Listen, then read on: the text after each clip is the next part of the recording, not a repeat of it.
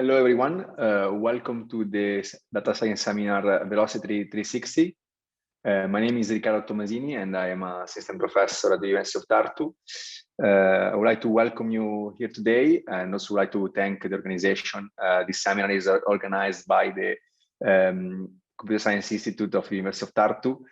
Today we will have three speakers, Emanuele Della Valle, Matteo Ferroni, and Niccolò Raspa. From all of the speakers are Italian. I try to bring here a bit of my network from the old country. After the talks that will go through the world of data velocity, we'll have a short panel where we'll have the opportunity to interact with the speaker, but after each talk there will also be some question time. On this regards, I will ask you to use the Q&A, to prefer the Q&A over the chat. I will take care of presenting the questions to the speakers at the end of their talk. What else to say? I guess we can start with the short introduction. So let me at first share my screen. I assume now you see my screen. So this is the nice view of the Delta building, and a bit more words about myself. I got my PhD at the University of Politecnico di Milano with a thesis velocity on the web, which is where I found the first excuse to start with this, the title of the seminar today.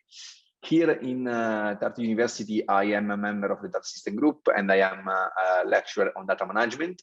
In particular, I handle the course of data engineering, which is a full semester course. So in case you're a student, you have time to join the next semester. The data system group is a group, is also known as the big data group, and we focus on different technologies, not just data engineering, which is one of our offering in terms of teaching, but also data systems. We dig inside the group, the most common solution for big data. We try to observe these solutions with a physicist point of view, with writing the math behind their behavior. We also work on artificial intelligence. We have ongoing initiatives on automated machine learning and explainable AI. And of course, data analytics, in particular real-time analytics, which definitely relates to today's seminar. I would like to spend a couple of minutes to mention our PhD students, Asko Seba, Mohamed Ragab, Hassan Shaib, Javad, Samuele Langhi, Carlos Ramos, and Cristo Raun. Cristo and Carlos will start in September, while the other are already member of the group. Unfortunately, I don't have the time to mention all the master students we collaborate with, but obviously they are in my mind, so thank you. Together with these students and for other seniors, Feras Aweshesh, Said Atik, Radu El-Shawi, and Professor Mohamed Ahmed Dawad, we organize the group around the topics I mentioned before. Of course, each of the students has one of us as an advisor, but there is a collaborative and a nice, familiar way to handle the group. We're very happy about this, so feel free to join and stop by and say hi if you're interested in the research. I also want to spend a couple of words about the teaching. I already mentioned data engineering 02007, but we also have other offerings. We cover all the stack on databases, so LTP works in the fall and spring semester, and we have our main course on big data in the spring semester, where we dig into Spark in all this declination and try to apply to different big data challenges, including data velocity. Our research is quite broad, and this is a real-world slide of me trying to explain these research topics to someone else, which was not a part of the group yet. And I must say that there is a lot of overlapping in all the topics. So I guess it's going to be, I don't expect to have a full picture myself, but definitely we are having fun. And we try to approach a scientific problem with a practical zest. So we keep our eye on the ongoing industrial needs, which brings here today to the idea of these talks. So what about velocity? Velocity is one of the big data challenges. You might have heard about big data volume and big data variety as well. It is about this is an example of velocity that I typically present, which shows what's happening on the web every minute. Number of thousands of posts are published, hours spent on Zoom, videos streamed by Netflix. It's interesting, the definition of velocity dates back in 2001, which is the speed at which data are processed and the insight are obtained. A very important aspect here is that we want to get the insights before the data are no longer valuable.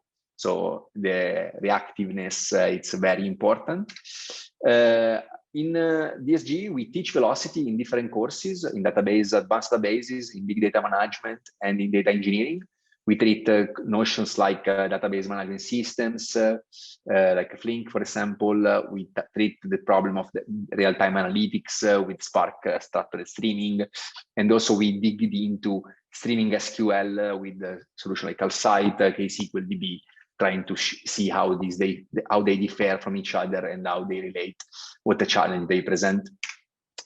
Research-wise, there is an interesting intersection between all the area of work we do here, between cloud computing, event processing and process mining, AutoML and explainability, data engineering and IoT. We have this nice world where we interact with stream processing, complex event recognition, online machine learning, stream reasoning, and federated learning. I want to show you one example who likely won the Best Paper Award at CAISE 2019. It's D2IA, which is a novel family of operator that we designed and implemented on top of Apache Flink to generate interval events, so events that have a duration out of timestamped data, so simple IoT observations, for instance, that enable efficient reasoning. These operators enable efficient reasoning on these intervals using Allen algebra.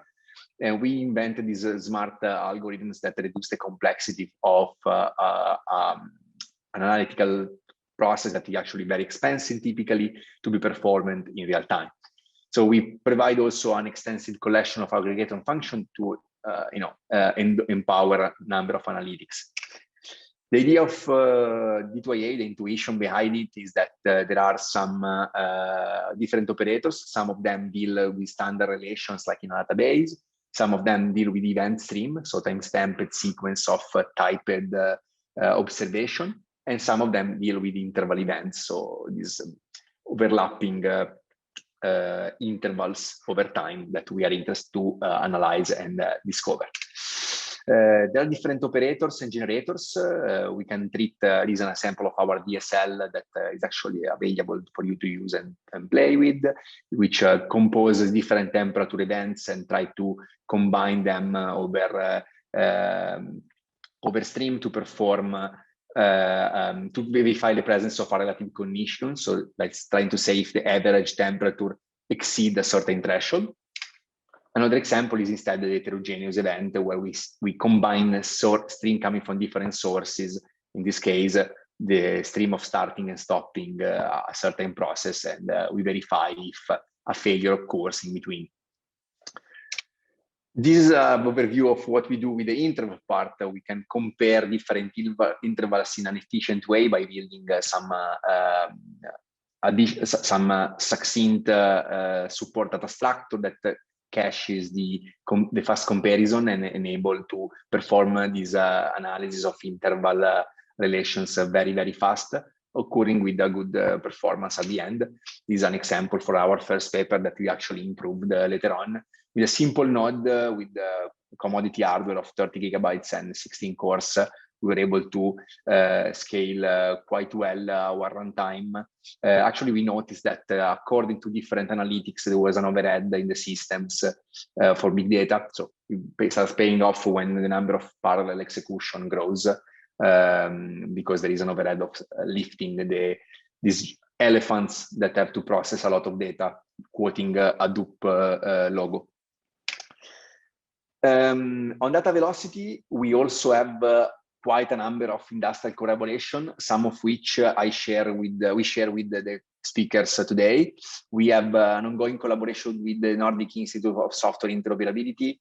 We are discussing the work on event-driven X-Road. X-Road is the underlying system that maintains XT Estonians e-citizenship infrastructure. We have an ongoing collaboration with Neo4j, the leading market industry on graph data management for an extension for graph stream processing. We work at Confluent with tutorials and trainings on streaming SQL, and more are yet to come. In Flux Data, leading company in time series databases, Espertech on another important solution for stream analytics, and Telia in the context of IoT. So what about today? Today, we are going to have a longer tour in the context of velocity. I'm very happy to host 3 speakers that will give you different perspective on the problem, because this solution typically don't happen all together. We see the problem of velocity from an analytical point of view or from a system point of view. Today, we had the chance to explore all the aspects. That's why the idea of 360. We go beyond the single view of a single person, and we observe the entire problem in its all completeness. So we have a work on standard problem in stream processing, on event-driven architecture, and on infra in DevOps velocity in the sense of managing the scalability of an application. That's it. So now I'm going to give the floor to the first speaker, my former advisor from the PhD, friend and professor at Politecnico di Milano, nonetheless member of Quantia Consulting, Emanuele Della Valle. Today I would like to give you a talk about different ways to tame velocity. I'm focusing mostly on the language aspect here. So how can you as a user try to tame velocity? And I'm somehow making it a bit of fun of it, making such a story about 4 different kinds of streams that you may want to tame.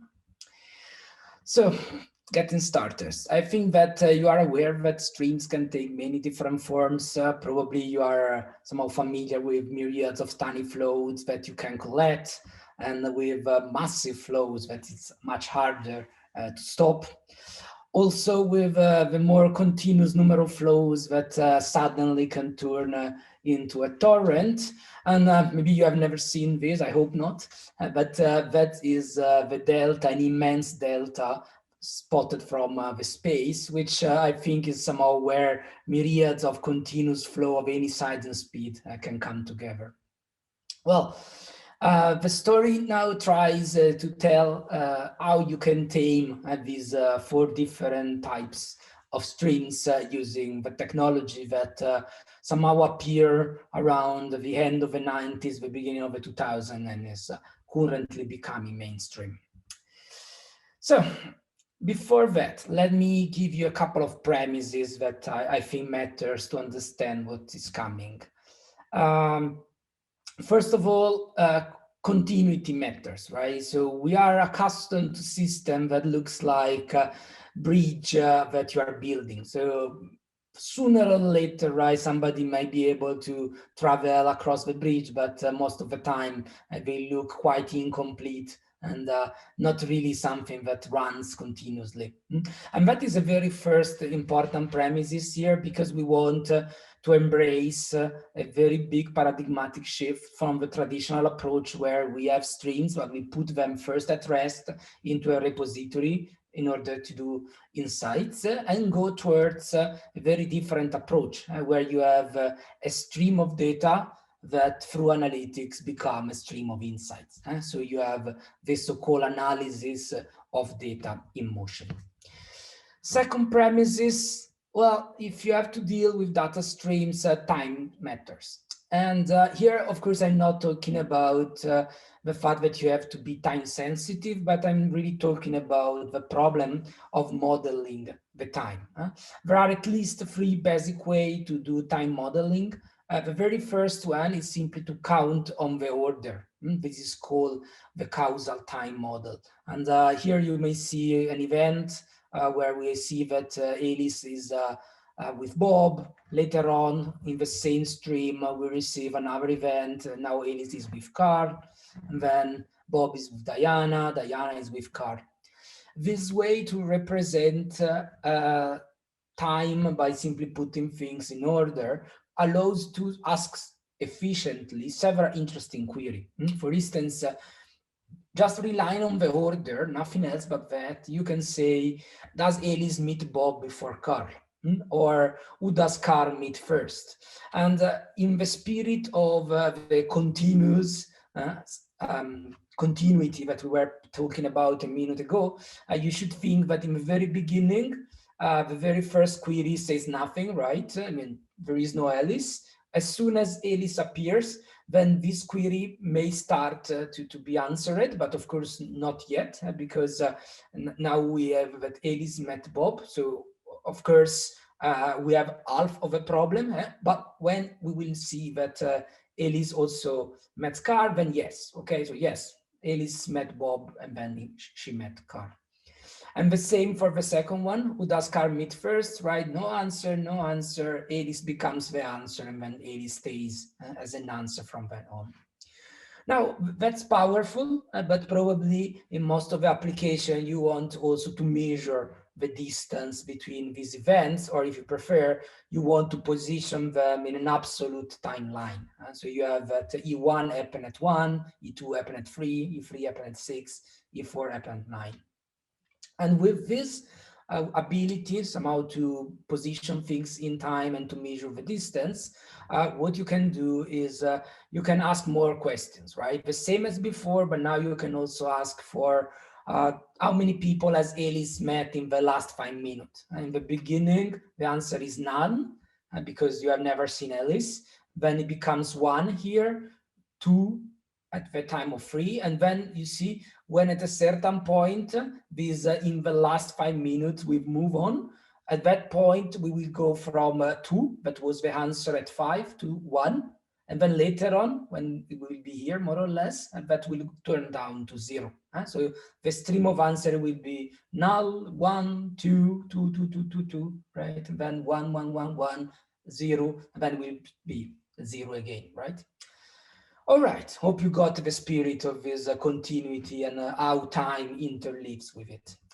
Now, there is one more sophisticated way to represent time that is probably more close to the way we tend to think to time. Time is not something that happens in a given point, but that really lasts over a bit, especially event should last. Maybe Alice was with Bob for a given amount of time between 1 and 5, and in the same time they met Carl, and so there was a point in time in which they were all together, and so forth for the other events. Again, this richer time model, as you can see, allows to ask this, to answer the previous query, but also to answer more query. For instance, which are the meetings in the last less than 5 minutes? Before there was no way to measure how long does a meeting lasts. Now you can, and also you can now ask whether there are conflicts between meetings, because you see there are parallel meetings, and if you have a rule that does not allow 3 people to stay together, bad things that happen at COVID time, right? Here you have a reason to tell that there is.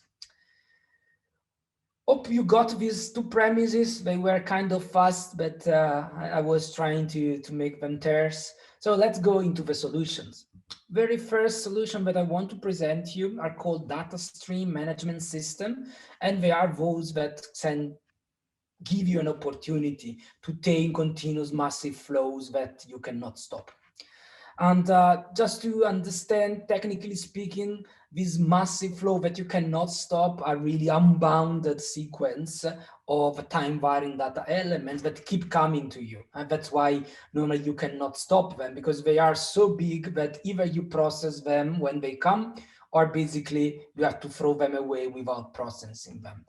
Also, there is an assumption here that really matters, which is the most recent information matters more than the past, because this information sort of comes from a dynamic system. And if you observe a dynamic system for a large enough window of time, then basically you can estimate the state and you can forget the past information.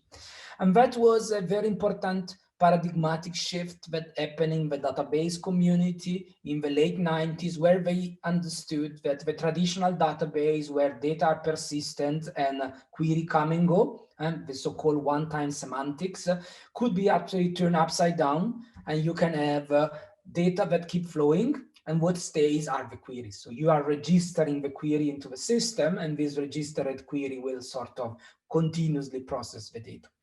Just to capture this in a drawing that can somehow stay in your mind, the query is this big Q here, register as continuous query. This is the dynamic system from which the data originates. And what is happening is that there is a flow of data. They go through a window, and this window will somehow cut the portion of data that will contribute to the answer. Let me show you again. And so there is a stream of data that goes through a window. Every point in time, there is a finite amount of data into the window that can turn into an answer. And indeed, if you look into this system, you will discover that they not only have operators that work on relations, so the traditional way SQL works, but they also have operators that move from the unbound world of data streams into tables. And that's the window, for instance, the last 5 minutes, as I was telling you before. And also they have operators that go back. This was 2006. Full research prototype, and nowadays we can say that this is a fully deployed technology that you can use out of the box. One of the most recent systems that I'm becoming a fan of is called KSQLDB, built on Kafka. And as you can see, it has this syntax to tell that you want to open a window that cut the stream into slices. It tumbles across the stream every 1 minute. And here there is another example of window in which you are joining two streams and you want somehow to join together whatever happens within 5 minutes. If you remember to the query that I was presenting before, you probably recall that was some of the queries that I was telling. And important to understand, these queries, they are not standalone queries. Normally, they are linked together by other streams into a sort of query network. So you have a query that produces a stream of answer. The stream of answer is yet another stream that you will introduce into another query to keep processing. That is, for instance, the flow view of KSQLDB. Okay, I know it was fast, but I hope to cover multiple topics. So let's move to the next kind of stream and the next kind of technology. When you can stop the data, okay, that is probably because there are a myriad of tiny floats that you can collect. Then you can use time series databases. But if you notice, they do a slightly different assumption. So this is not an unbound sequence of data elements. So you can always assume that there is an amount of data that you can store and you can operate on them. That's quite typical in many situations that are becoming normal nowadays in the Internet of Things. And indeed, in the very beginning, people were thinking this is just a basic SQL system in which you have a very stupid table in which you are somehow storing data by timestamp, but it is the primary key.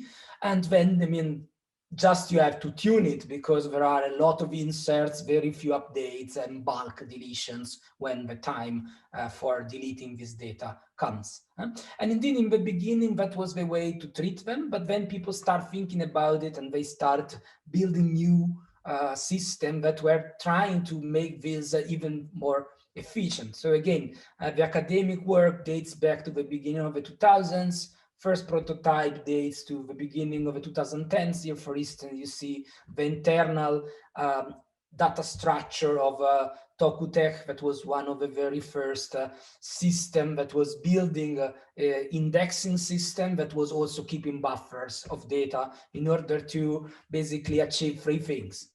Very high insertion throughput, where most of the system will stop working. Okay, this TOCUTech was still keeping the pace of the data.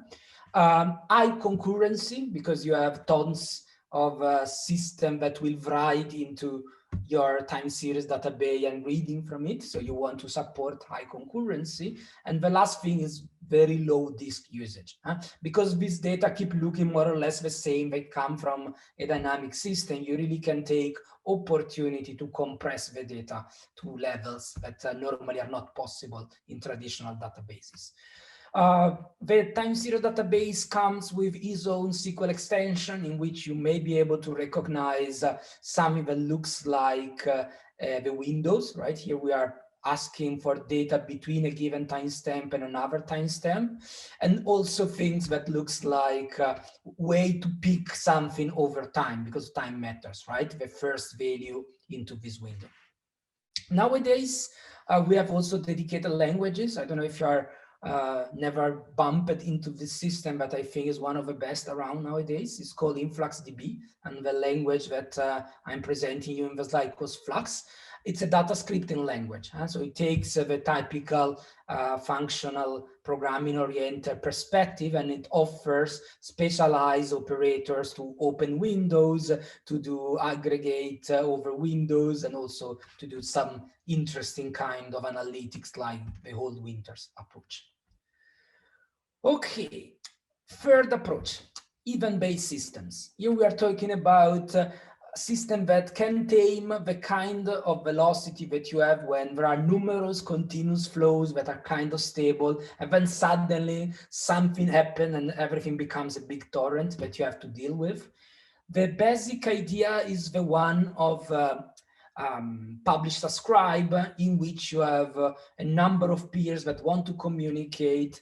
What they do is they sort of preliminary say what they are interested in, and the middleware asynchronously in multicast fashion implicitly, okay, is going to deliver messages to those that need it. Here, for instance, you have a fire alarm at first floor that is delivered to the two upper peer of the communication, because one is looking for fire anywhere and the other one is looking for anything at the first floor. It's not going to the one at the bottom here, because that one is looking for fire alarm, and this is not. Second example is here we have a fire training at the first floor, okay, and that is again going only to two of them and not to all of them. Now, what comes next is the ability to take this publish subscribe system and combine events. That is called complex event processing, CEP as a verb. And as publish subscribe system dates late 90s, beginning of 2000s, these complex event systems, they normally date end of the 2000s, beginning of the 2010s. The key ingredient is a dedicated system that can take time very seriously. For instance, it may count on causal time and look for something that comes before something else. If you remember, the very first query was, does Alice meet Carl before Bob? Okay, so that is A before B. And that if that is true, then you raise another event. In this case, the languages are called detection languages. Here you have a very famous language from a German company called Espertech. The language is called EPL, Event Processing Language.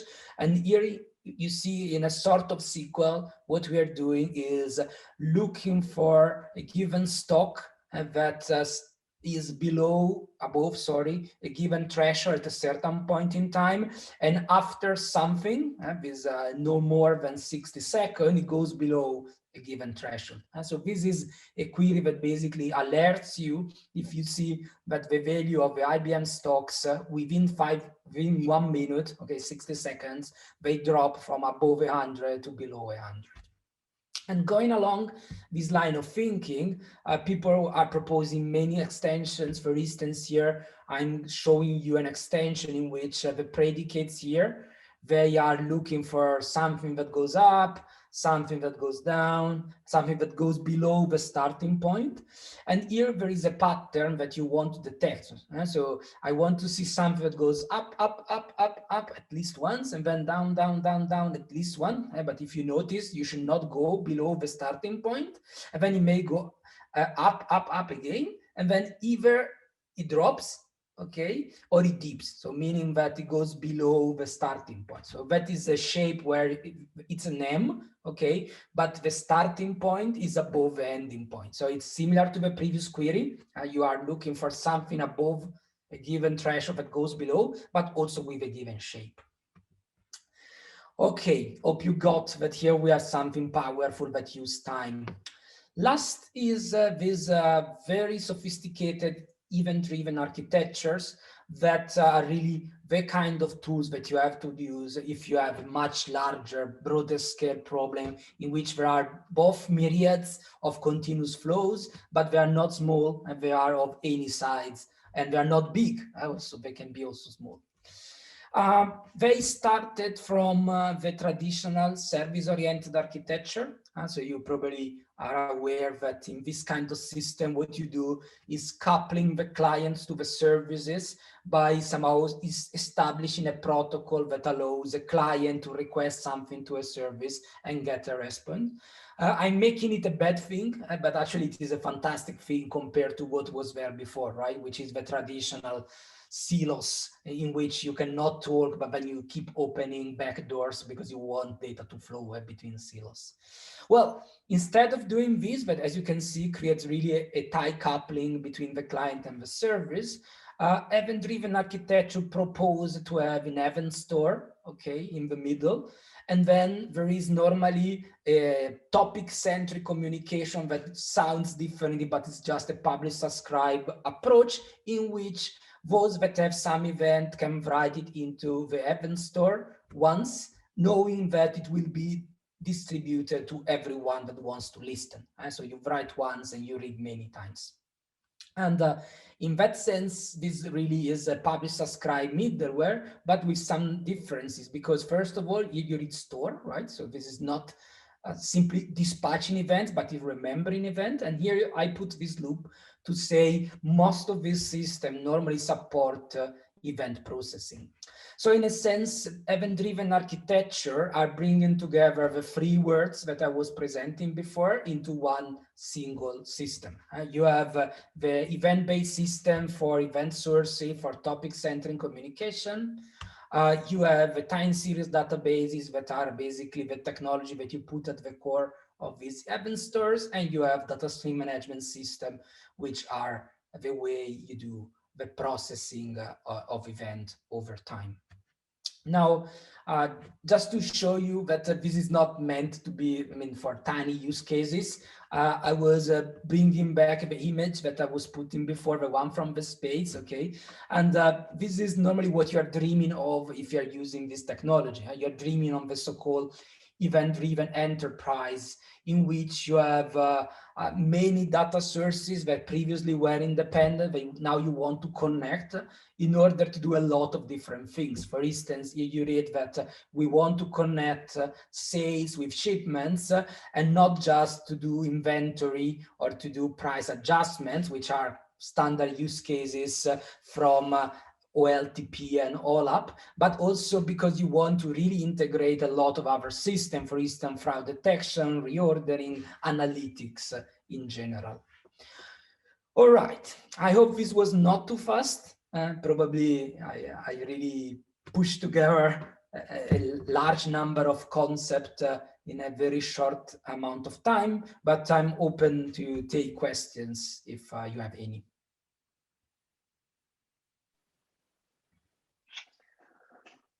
Thank you, Emanuele. Thank you very much for this nice talk. I think it was a very good introduction for the full landscape of solutions. We have a couple of questions from our audience, actually two, and then of course I have a couple as well. So the first question is about the first system you presented, the data stream management system ones, and is asking if they can handle interval time or only point-based or also the causal-based, the one you mentioned at the beginning. Okay. Yeah, it depends. So there are systems that can do it and systems that cannot. For instance, Stream Insights by Microsoft is built to also deal with interval base.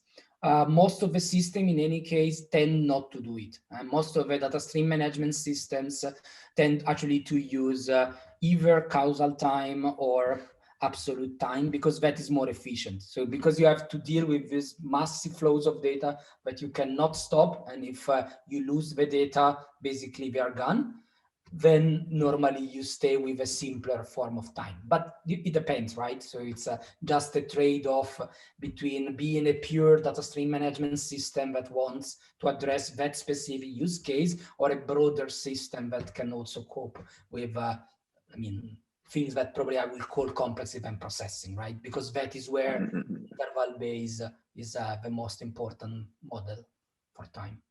Yeah. Right. It was also at the foundation of the work I was presenting before D2IA, which we co-authored together with Emanuele Della and Samuele Langhi, the idea of combining the system to extend the expressivity.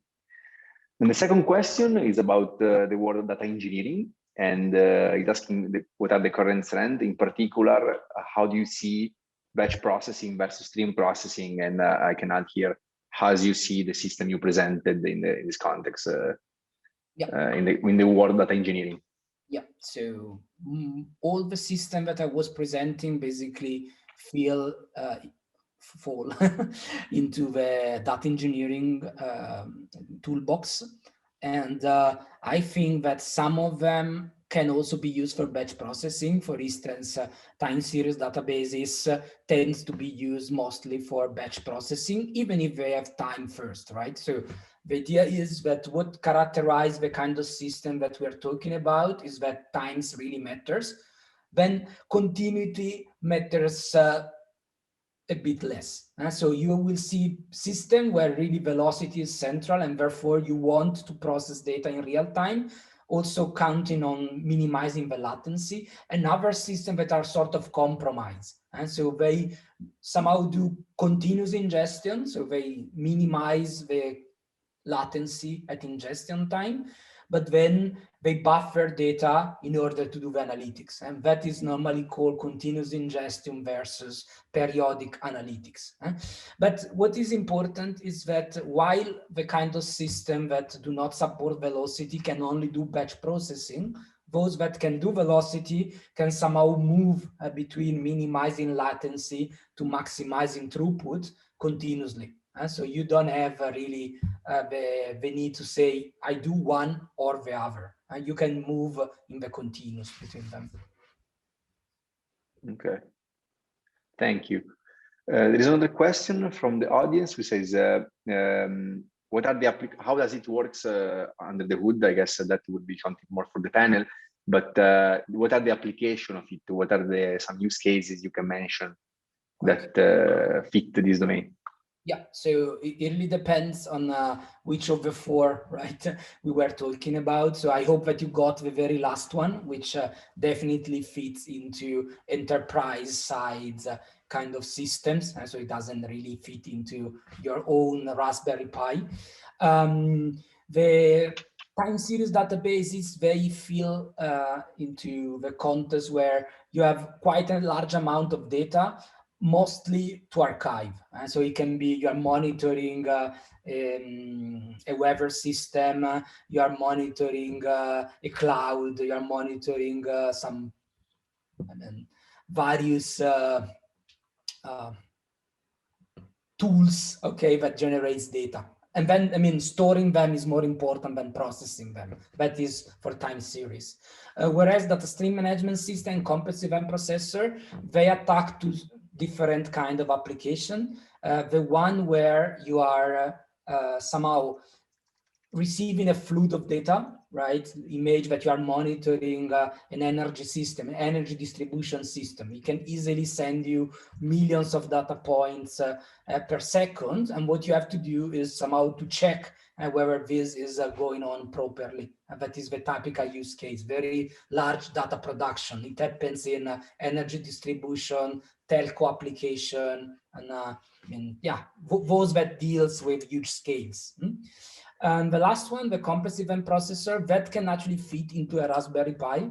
We did several prototypes in which we were deploying Esper, which is the system behind EPL, into a Raspberry Pi, even to do very tiny use cases. So in a scene that I'm capturing using a camera, do I see a given pattern? So is there somebody entering from one side and exiting from the other side that is not allowed to do that? That is the typical case for complex event processing. Okay, I think if another more question, we can leave them from the panel later on. We have the chance to speak with Emanuele again. So now I want to welcome the next speaker, which is Matteo Ferroni from Bottega 52. Matteo and I share the alma mater, which is Politecnico di Milano, and he did a PhD there, and he's a personal friend, also the co-founder and the CTO of Bottega 52. His expertise span from different kind of technology, from kernel level to cloud native, and he's also an expert on event-driven architecture, which we will talk about now. Thank you, Matteo. Thank you, Riccardo, for the introduction. Let me share my presentation. Today, we are going to talk about how we can fight data gravity with event-driven architectures. So I think I'm taking the ball after Emanuele and continuing the story about event-driven architectures. My name is Matteo, and I work for this company called Bottega 52. We build fully managed digital products for our customer. This means that our clients come to us, and we follow him in the development of digital products, starting from the design of the program, and then we build it and we maintain it and operate it. So we are like a partner in the end-to-end life cycle of the software for our customers, so they can focus on their core business. So we build digital products, and these can create values in multiple different ways. They can create new business models. They can enable new business models and create new business opportunities. They can improve efficiency in an organization through process automation, or they just can improve communication, visibility, observability, and alignment inside an organization through data. Because of course we are talking about digital products, but it all revolves around data. As Bottega 52, we are building products that actually take data from a place, move it to another place, and try to create value, bringing data back and forth from the database to a screen and vice versa. For instance, a software system can get data from users and then can process in order to generate new information from that. We then show data in a well-organized manner and finally expose this data interacting with other systems. So it all revolves around data. And at the center, at the core of every digital product, we have a database, storage, right? Where we store the most valuable information in a reliable way, we hope so at least. And this tool allows us to access control and to monitor modification, allow modification of the data storage, and so on. It allows us to do complex queries and transaction and all the things in between. And of course, it is going to grow and grow over time, both in size and in complexity, because of course, at a certain point, you will want to add some triggers and store procedure or complex queries that are specifically designed for that specific system, that specific piece of data. And it grows over in size, it grows in complexity until it is too big to fail.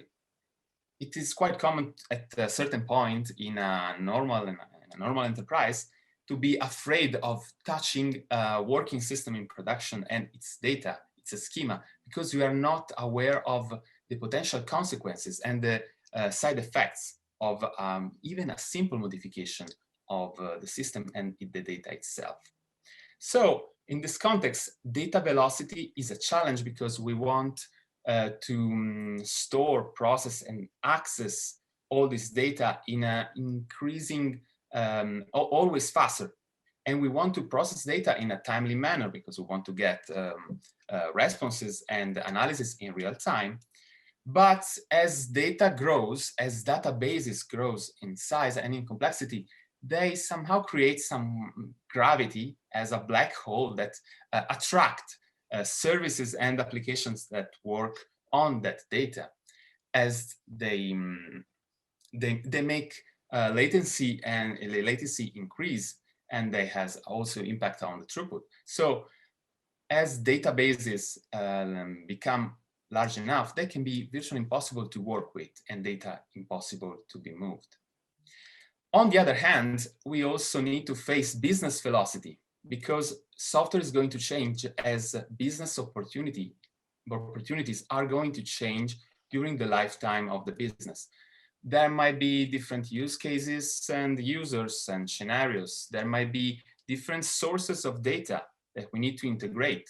So, okay, data is the new oil, but a reinterpretation of this metaphor from the economist, a reinterpretation of that is that in order to manage data properly, our software pipeline will get dirty in the end. Dirty in a software system.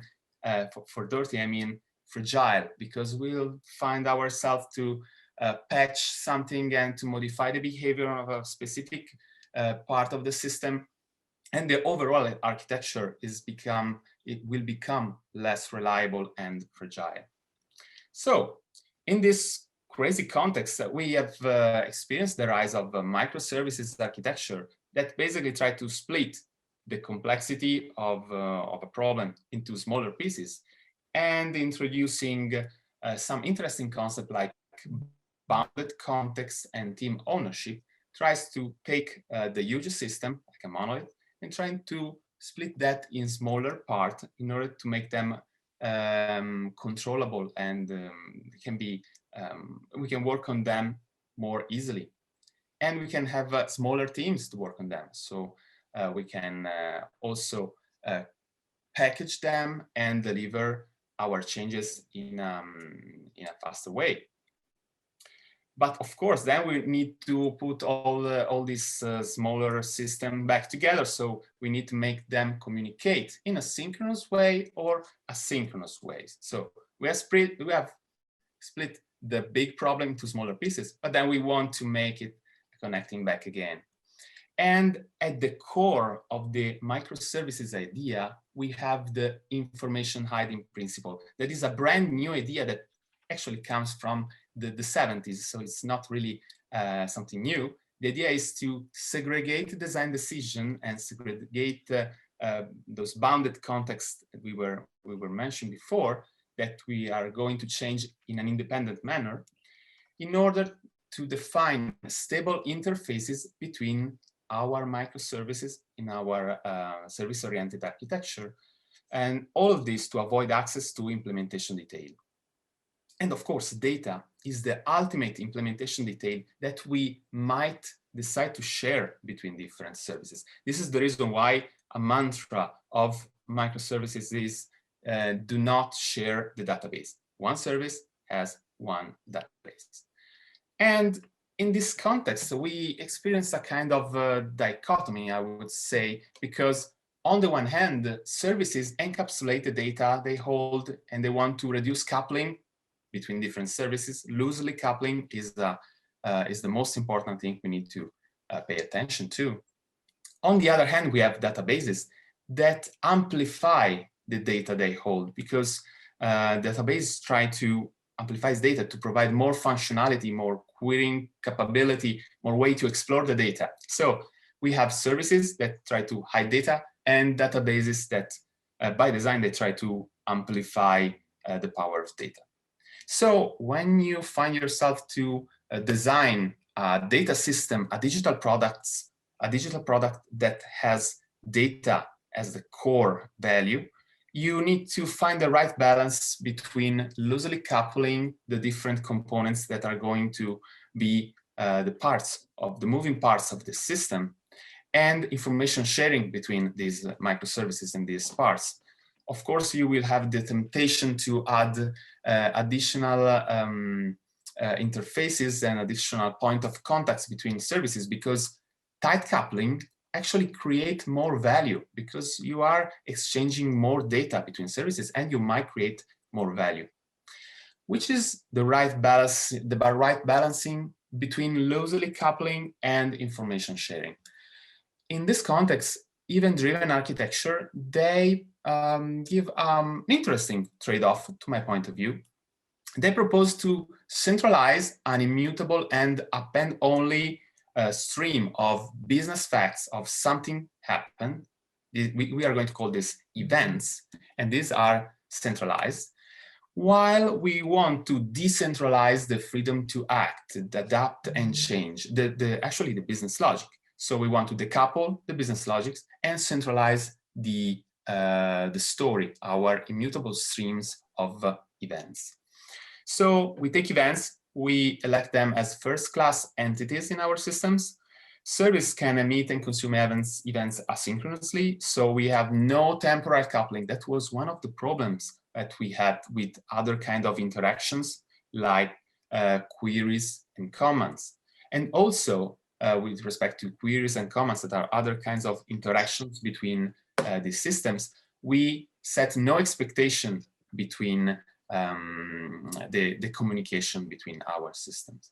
So I think, again, in this case, the right point is to find the best trade-off that fit our business needs, introducing events and understanding where we can use events, when you can use command, when you can use queries.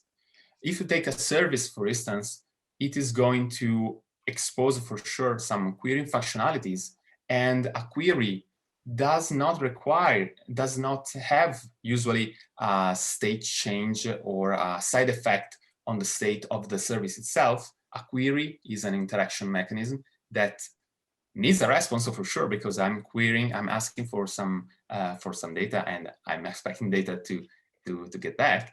But the query will not have any state change inside the service. On the other hand, we might decide to use some commands to interact with the services. And a command usually is an explicit request of a state change for a service. And then we have events that are somehow in the middle, in which we say that something just happened, but we are not sure what are going to be the side effects of these events. This is going to be decentralized in those services that are going to receive the events and decide what to do with that. So commands and queries, they create tight coupling, because on commands we are actually asking someone to do something. We are asking a service to do something, and you know you are going to change its state or the state of the system. And with queries, you are actually asking for that specific information to the microservices. So both of them are tight coupling interactions. On the other hand, events, they allow loosely coupling architectures. So the correct mix of these will help you to create scalable systems from a business velocity and a data velocity perspective. In this context, events also have two different interpretations. On the one hand, they are a mean to notify that something changed. It is the easiest way to think about an event. On the other hand, they are also a way to replicate data. Because every time you emit an event, you are actually expressing and putting some data outside of your context. And this allowed an interesting part that is called event carried state transfer. So every time you emit an event, you are actually emitting data. And this data could be cached by another service, another system that can change its internal state as a response, as an internal response to that event that has been notified. And this also improves autonomy and faster and potential offline data access with respect to a service that now has a local copy, local cache of data that is actually generated and produced somewhere else. So we are talking about events centralized in an immutable way. Are we actually sharing a database and going back to the problem of reducing business velocity, as then we are not sure what is going to happen when we change, and will we have a problem with that? Well, actually, sharing events is not the same as sharing a database, because When we share an event, we are making a conscious decision to share that specific part of data. So events will become a part of the external interface of our system. On the other hand, we are not sharing the whole data. The data we are going to share with an event has a smaller scope, and it is easier to maintain as a consequence, and will allow also to guarantee some security and privacy requirements. For instance, let's assume we have a service A, that needs to deal with credit card information. That service is going to be, it must be compliant with PCI regulations. So if we share that database with other systems, other services, all the code of your infrastructure is going to pass through PCI compliancy. In this way, we can also reduce the impact of a problem, the impact of compliancy and data governance. So this is an important point, to my point of view, in a real-world case scenario. Now we decide to put all the events in a centralized system, but if all this data is together, all those events are together, we need to deal with infinite event log retention. So storage problem, scalability problem, availability problem, performance problem. And of course, we need to ensure that we have strict contracts on the data models that are shared in the system. In this context, we need a technology to handle all of this. And to my point of view, Apache Kafka, the ecosystem around Apache Kafka, is in this moment one of the best choice for implementing a massively scaled event-driven architecture. And Apache Kafka provides the immutable append-only log abstraction and event log abstraction we were looking for. It provides write paths and read paths completely decoupled. So the amount of data you are going to store in your Kafka cluster is not going to impact the velocity and the speed of producers and consumers. You will have scalability and availability because it is distributed first. It is a distributed system, a really interesting distributed systems. So it won't have problems in scaling out if your system load is going to increase. And of course, it has a lot of performance tuning that has been developed in battle-tested environments during the last, I would say, 10 years. And so we tackle infinite log stream retention, scalability, availability, performance. We still need to understand how to deal with contracts on data models.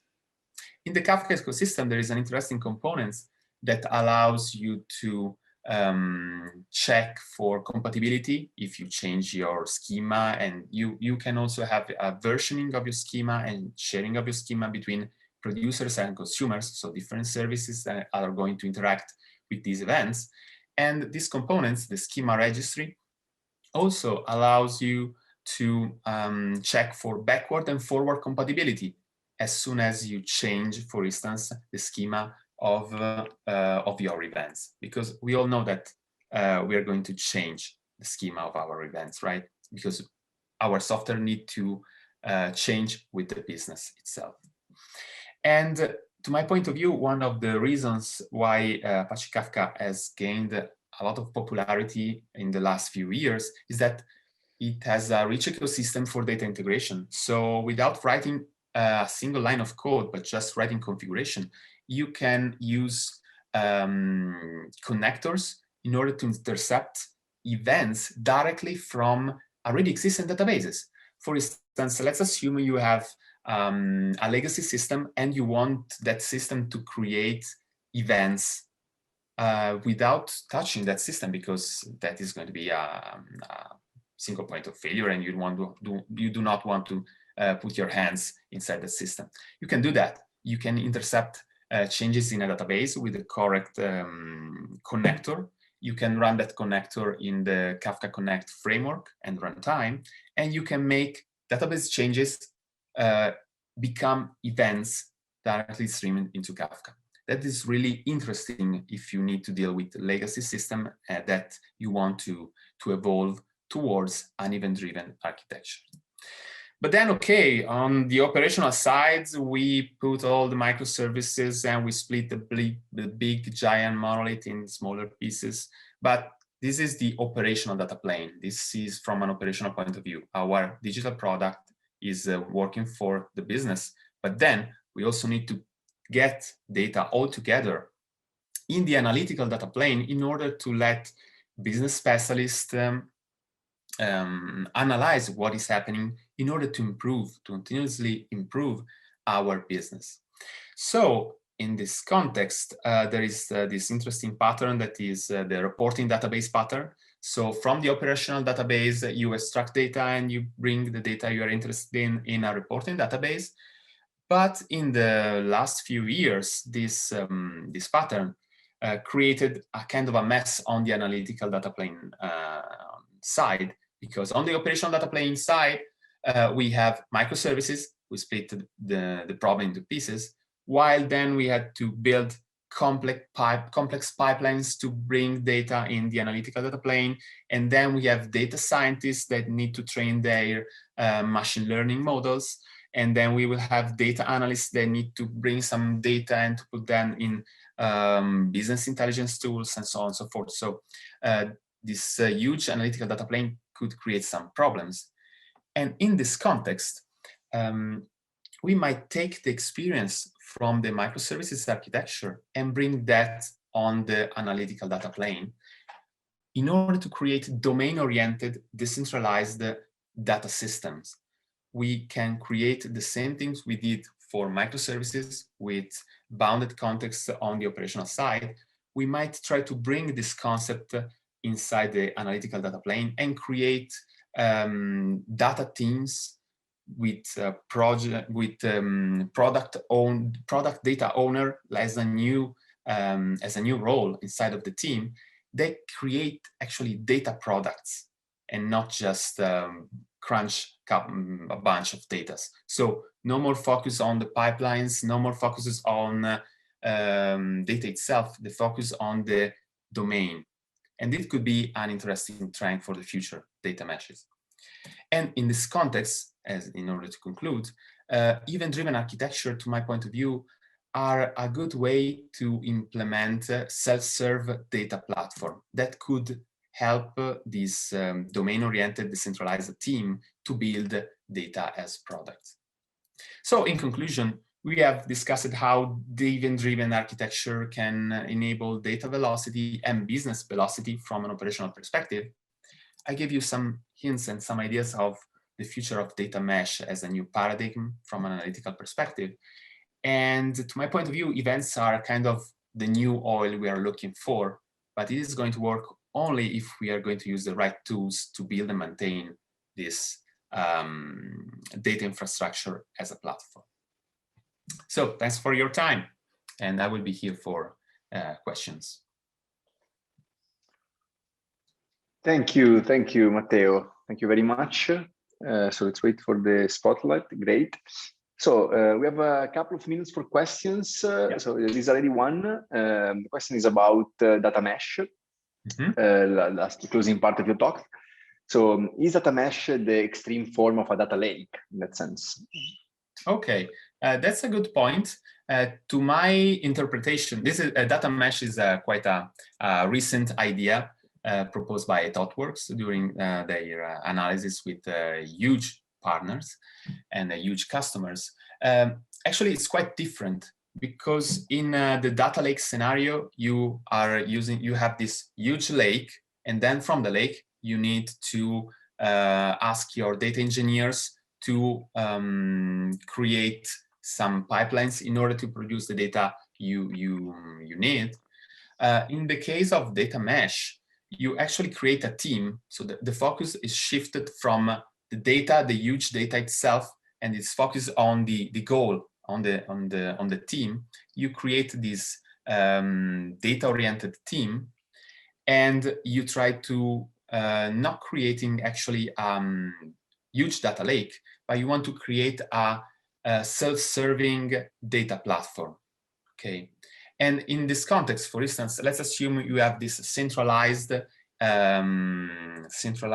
place where you have all your events. So that is not really a data lake, right? You have a lot of topics, and in each topic you have events of something that is happening.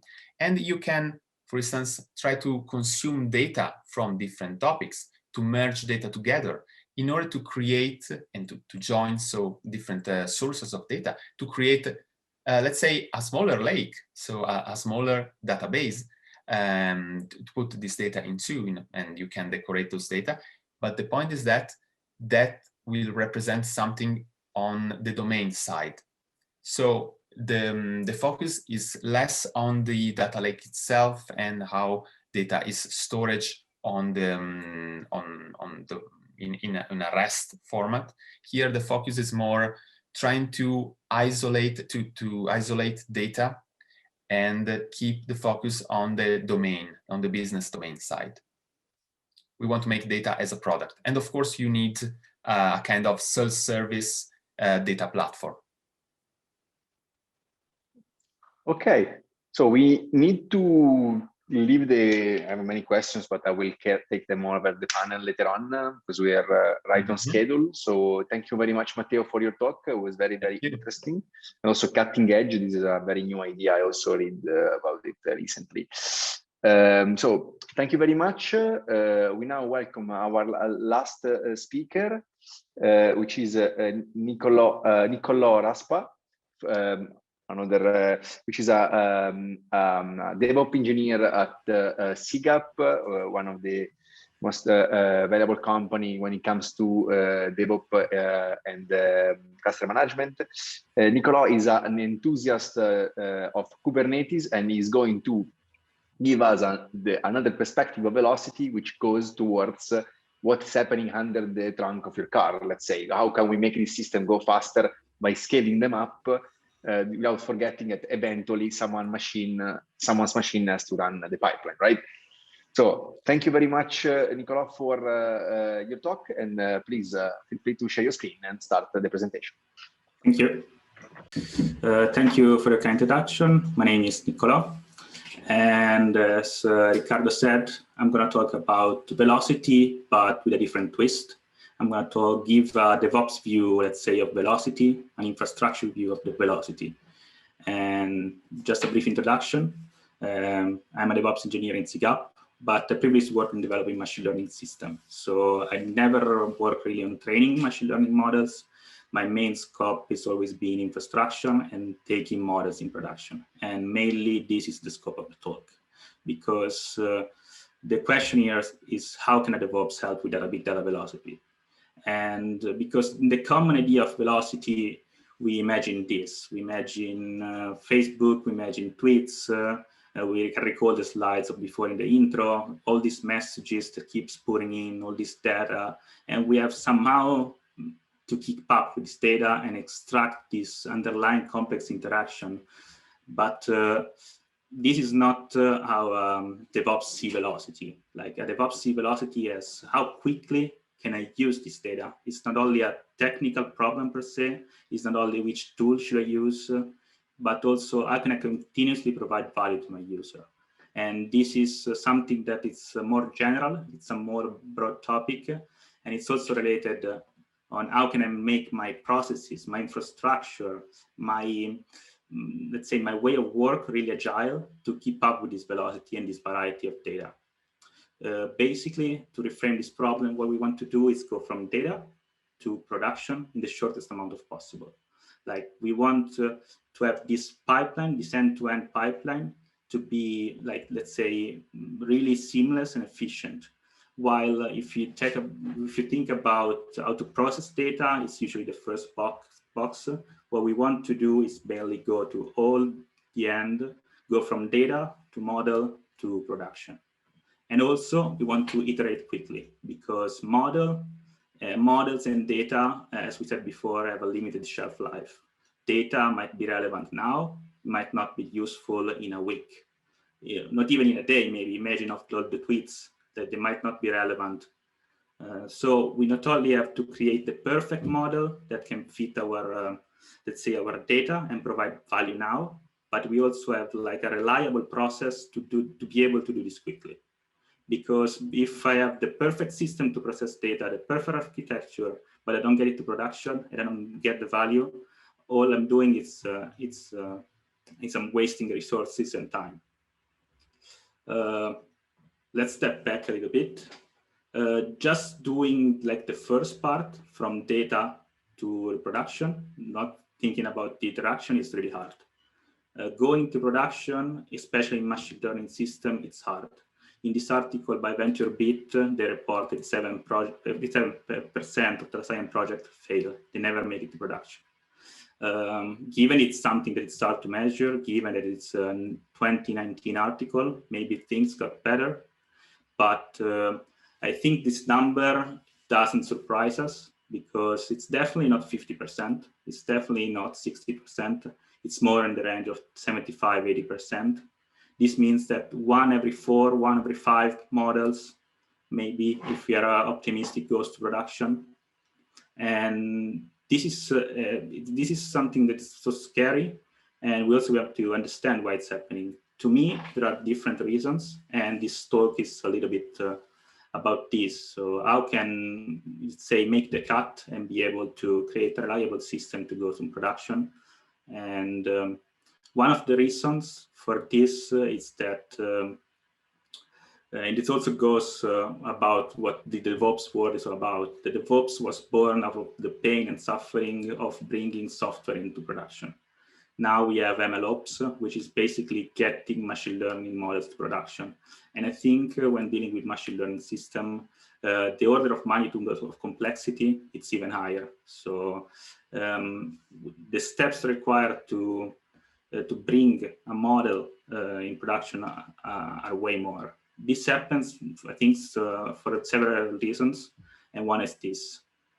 Usually data scientists, what they expect to do when working with a model, with big data, with data science, is to create a model. They're going to have this data.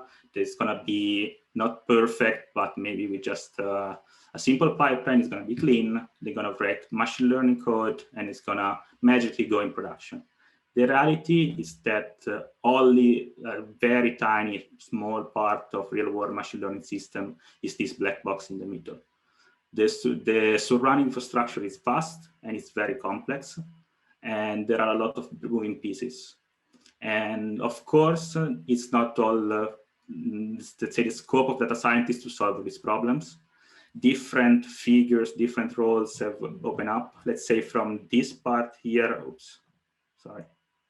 this part here on the left, it's more related to the data. We have data engineering, like the course of Riccardo. And also we have this part here, it's more data scientists, let's say, and this right part, it's now, let's say, the scope of machine learning engineer, it's moving to production. But if we imagine this like a chain that goes from data to model to production, this model part is data scientist role, it's the link of the chain is more under stress, because it's what keeps everything together. And we ask data scientists a lot more now than what we asked before, because the road to production is very hard. And it is relevant, especially if you're doing machine learning data scientists now, that to me, there are two roads ahead. Either you go vertically, specialize in this part about modeling, about research, or you broaden, let's say, your horizon and you go a little bit more vertical, horizontally, and you try to understand the rest. MLOps. What is MLOps? MLOps, it's basically now after DevOps, we try to add ops to every keyword and try to have create another buzzword. But MLOps, what it is, it's where DevOps meets data science. Now I'm going to use data science a little bit generically. It's you can replace it with machine learning, deep learning. It's basically whatever we mean when we have to extract knowledge from data. This is what I mean with data science, and during this talk, I'm going to use various terms interchangeably. DevOps, what is DevOps? I like the definition of Donovan Brown that says the union of people, processes, and products to enable continuous delivery of value. So again, we recall the concept of this continuous delivery of value, to have this pipeline to continuously provide, continuously be up to speed. And MLOps is basically just an umbrella term to let's say, gather all the best practices and guiding principles around machine learning. It's not related to a tool. It's just a way to developing and maintaining the machine learning system. Previously, we saw the microservices mantra. Now this is the MLOps mantra, which is the process is the product, not the model. You can also say the pipeline is the product, not the model. What I mean by that is the things that we said before, like data is temporary, data and models needs to be, the data keeps coming in, models need to be constantly trained. A model, like a diamond, it's not forever. So it's more important to work on the process than to the model, because the model has a shelf life and it's gonna expire really soon. So the goal of MLOps is create a reliable process. It's this end-to-end system to create a reliable machine learning system able to go in production. Machine learning, MLOps, DevOps is a huge topic. I like to cover 4 key topics here.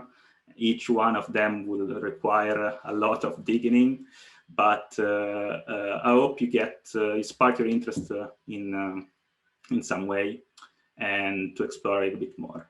I'm going to talk about infrastructure, code, monitoring, and automation. The items on the left, infrastructure and code, are like more foundational, like what I need to be able to quickly create a machine learning process. The items on the right are basically what helps me catch up with the speed of data. I'm going to begin with infrastructure. First, I work in a Kubernetes company, so of course I'm going to mention Kubernetes. Kubernetes has a lot of advantages, but regarding velocity, one of the advantages provides an elastic infrastructure. This is also related to the cloud part. If you don't know Kubernetes, basically you can think about it as a distributed operating system, where you can see all these nodes here are virtual machine or either physical machines, and there is another machine here that orchestrates, containerize the workloads across this machine. These pods are the single unit of computation in Kubernetes, are usually containers. You can think, they're not exactly containers, but you can think of them as containers. If you don't know what containers are, you can think of them of like processes. So you have like this distributed operating system in Kubernetes. Kubernetes allowed to handle this distributed computing. Why is this relevant in this talk? Because Kubernetes also allow in cloud setting autoscaling. Autoscaling means that if the velocity of the data, if the computation increases, I can add virtual machine to my workers really easily. So I can have an elastic infrastructure that adapts to my current workload. Also, I can have different, I can glue together different type of machines for different workloads. So if, especially talking about machine learning, I might have some really expensive VM with GPUs to do the training, but I might have some lightweight GPU for the inference part. So in this sense, having an infrastructure that's elastic is necessary when dealing with big data, both on operations, but also in the development part. In this next slide, we're going to see that it's important to also create a shared infrastructure, not only for going to production. This problem is related to the fact that data science requires collaboration. It's a lot of teams comes together to create a successful model, and it's always important to create a standard way to do data science. And a shared infrastructure allows us to do that. So it removes what it's called configuration drift. Basically, it's when I configure my machine in different your machine and different from the production machine. So if I create a model that runs in my machine, it might not run in your machine, it might fail in production. This seems like a silly thing to consider, but it's really a point where a lot of stuff fails. And there are a lot of, here in the slide I mentioned containerization, and this is a simple way to, let's say, gain what is called infrastructure abstraction. So my computing does not depend on the underlying hardware. And this is one of the advantages also of Kubernetes. Like Kubernetes can run on premises, on the cloud, on different providers. I always find the same experience. And I'm going to mention again another tool that is related to Kubernetes, which is Kubeflow, which is, let's say, a way to do machine learning in Kubernetes. it provides, let's say, what we want, a unified way to do data science. Developers can find different notebooks, they have the same standard configuration, they can perform training, they can perform pipelines, they can even go to the serving of the model. So it's a single centralized way that enforces standardization. So if you're curious, this is again a really huge topic, and if you're curious, I invite you to check it out. Regarding the second part, code, I'm going to talk about not how to write code, but basically how to manage code, which some advices are really simple, some are not so simple, but the implications are profound. There is a tendency now in the DevOps, MLOps world to do everything as code. So everything as code means that not only like application code, but also infrastructure is code. Also my processes, my pipelines are code.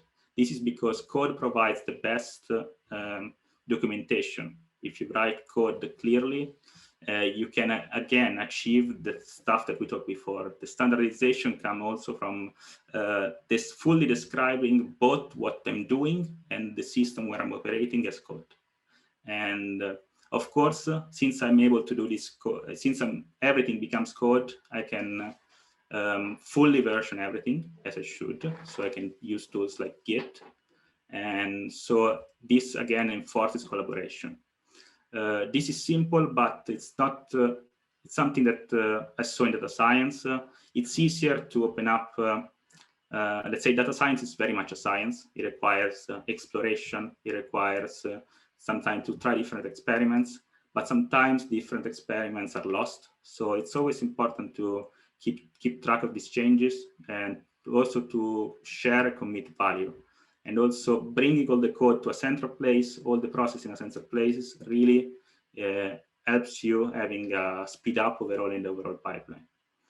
And the last part is reproducibility. It's very important and it's a very wide topic. It means that also of the environment, as we said before. So where I work should be, what I do should be independent of where I do it. But also in the context of machine learning, it's also about the experiments that I run should be fully reproducible. So my machine should be not a variant in this process.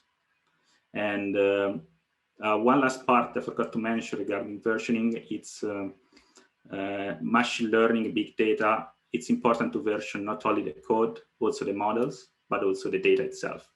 Because if you want to aim at reproducibility and to have what is called model lineage, so you can able to track how you produce a given model, you have to like version not only the, let's say the code, the models, but also the data itself. And there are tools like DVC to be able to do that. Third part, automation.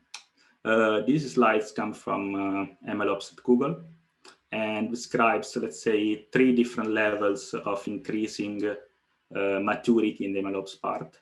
Automation, of course, it's one of the first things that we think about when we want speed. We want to automate the manual task. Because if we see in this figure, we start from data, we do some extraction, we do the training, we arrive somehow a training model, we push it to some registry, and then we serve this model.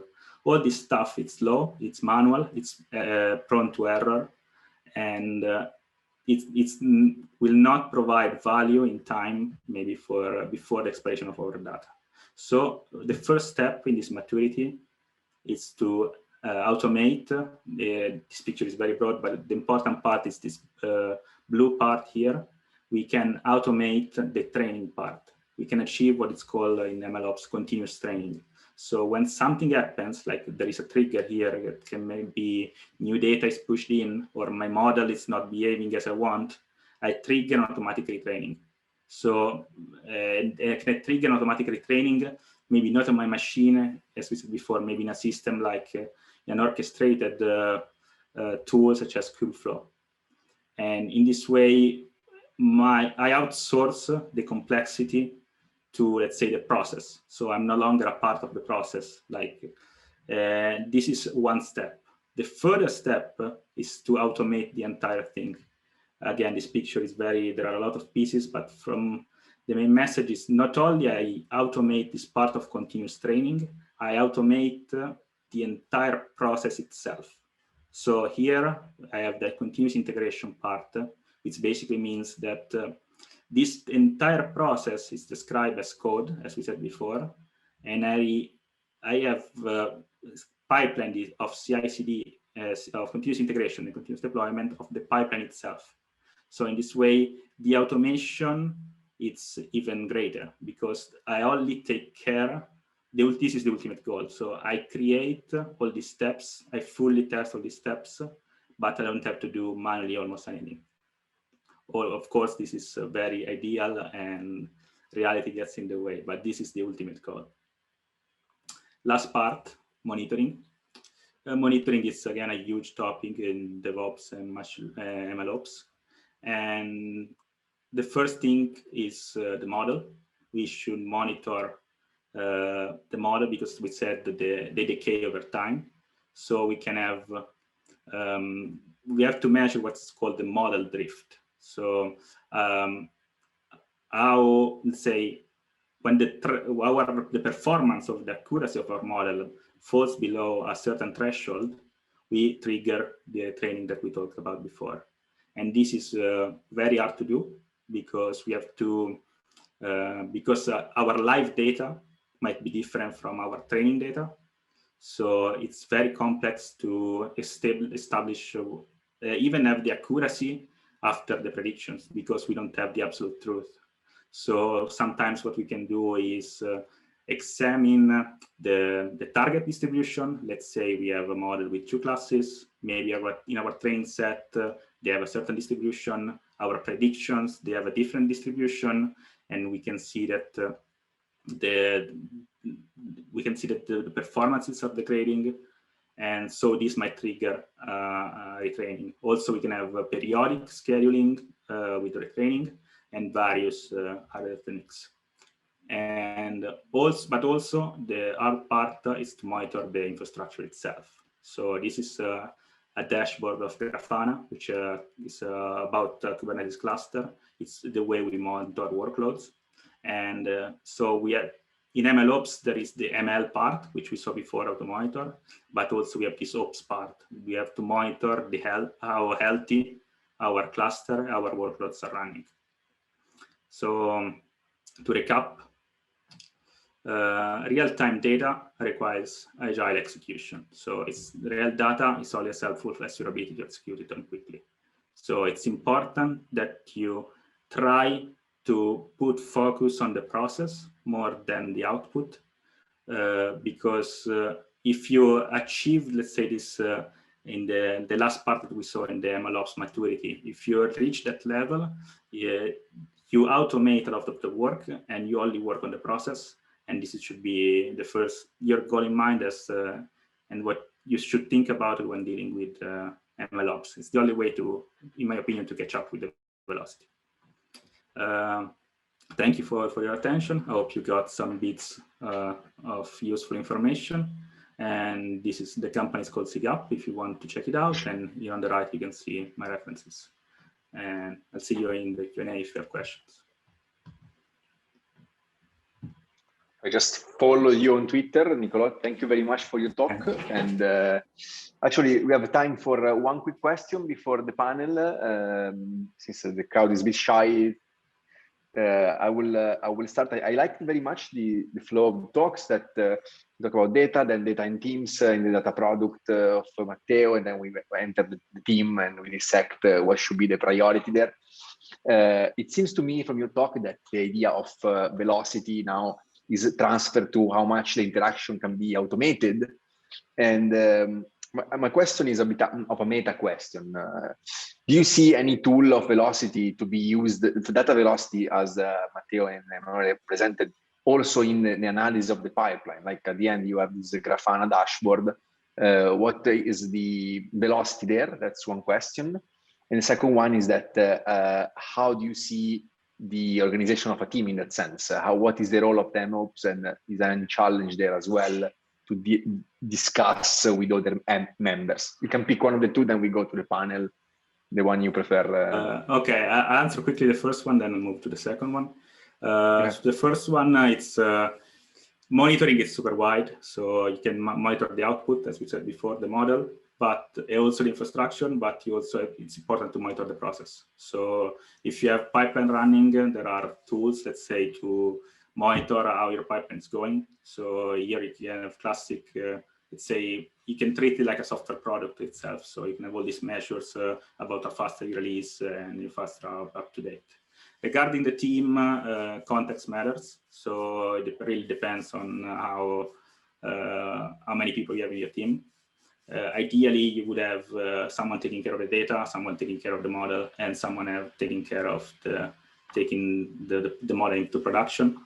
And but there are, of course, depends on the scale of your problem that you're trying to solve. Also, there is an operation part, because once the model is in production, it has to stay in production. So there is space for everyone to jump in. Regarding the perfect organization, I think it's tailored to each use case. So the monitoring part is relevant also in this part, because you can see where you're falling short. So, in your experience, what was a success example? Like I know in SIGHUP you're taking care of this part, and people can outsource it to you.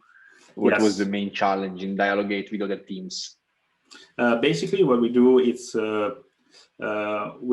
don't do machine learning. So basically, what we do is set up the infrastructure where the models will run. So we take part of the operation part, and also we take part of the process of the pipeline itself, what I show in the picture. Okay. So usually we don't take care of training the models, but from what I see, I think that the main challenge is to realize that the complexity is really wide, and there are sometimes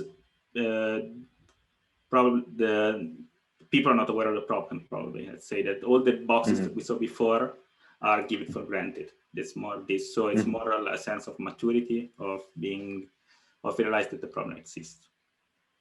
Okay, thank you very much. I guess so we can now move to the panel where we have also more time to interact with all the speakers. Thank you again, Niccolò.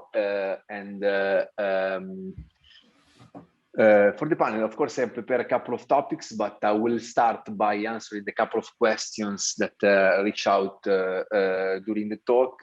So we have one question for Matteo from Erminio, who wrote in the chat. So the question is, events give flexibility, but increase also the complexity of the business abstractions. Need to have ontology that explain. Have you have a comment on it? Thanks for the question, and it's actually a good one, because with an event-driven architecture, you're also increasing the complexity of handling everything, because you have also a lot of business logic that is decentralized. And in that context, I think that the data lineage is one of the most interesting things to invest into in order to be able to understand what is actually happening and how data is processed and transformed during the whole value stream for your business. So to my point of view, all these streaming ecosystems and streaming tools, I'm talking about tools because most of the time I'm the one that with a hammer tries to make things work with toolings. Tools are getting better and better, but are still they still have to be improved a lot, because they have not the stability, and also the user experience is not the same that you have with databases and data systems that have been around for years. So choosing the right tools, it's always a good start, and the data lineage is probably the most interesting things to focus on to tackle complexity. Okay. Thank you very much, Matteo. I think that's answered the question. I think yeah, on lineage we could do a seminar on itself, I guess. As every one of you have like one slide that can be taken and become like it's a full seminar. This word is the world of data is endlessly big. The second question I started the panel with is for Emanuele, but actually gives me the excuse to broaden out the discussion to everybody. It's from Jimmy in the Q&A. He asked if there are any system that use in the scenario of event-driven enterprise that are able to meet all the requirements of the 4 streams that you listed at the beginning, which indeed suggest the beginning of the panel. What's next, right? So can you answer the question and then follow up, Emanuele, please? And of course, you can feel free to jump in, Matteo and Niccolò, right after. The current state of the art somehow brings together elements from time series databases, event-based systems, and data stream management system. Still, I never saw a scalable complex event processor. So when it comes to the idea that you really want to combine a myriad of small events that can also suddenly become a huge amount because of, for instance, an alert-based system. I mean, when things are not happening, this is fully silent, right? Image, you need to detect fire based on smoke and high temperature. When there is no smoke and no high temperature, you receive nothing, right? And as soon as a fire starts, you keep receiving tons of events, right? That is when I think the technology will probably not work now. So if you really want to tackle a complex event project, you probably need a tool that is not the one that puts together data stream management system, having base and time series. Then of course there are many other situations, but I think that is the main answer to the question from my perspective. Matteo, you wanna comment on the subject as well, or Niccolò as well? Feel free to jump in, maybe on the scalability point of view. Do you have experience in handling different source solutions in the sense? Yes, what I can say is that coming from the world of cloud, let's say cloud providers, most cloud providers have different implementation usually of open source technologies, of different kind of databases.